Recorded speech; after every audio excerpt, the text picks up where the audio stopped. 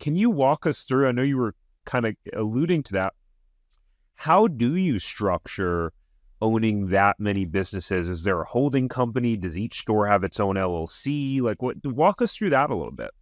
Yeah. And so this is something I learned as well. I had a partner years ago in some of my Duncans, and very, very sharp businessman. And I learned a lot from him. One of them was that assignment: always build your business to be prepared to sell it. Because that's what he did.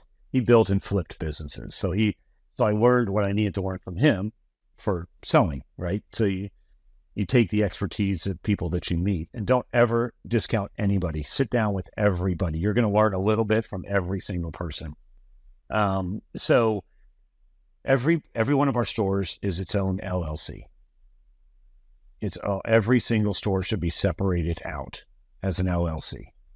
Why? You can do and then, because if you want to sell it to begin with, I have one tax return that I can show you. I can break it out easily. It's not tied in with everything else. Let's say I got a loan. Well, what if I have one corporation of 5 stores? That loan even if it's on one store, will be cross collateralized with all of your stores. Okay, big lesson that I learned, because in the beginning, it's exactly what I did.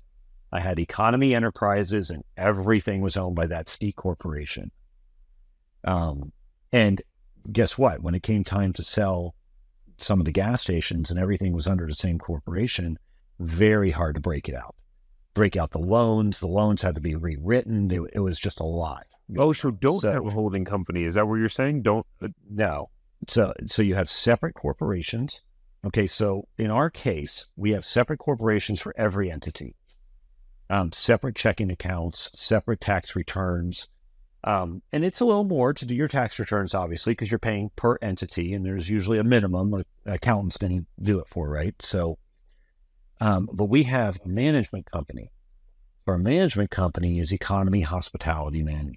Now, that management company is paid by every store 5% of gross sales at the end of the month.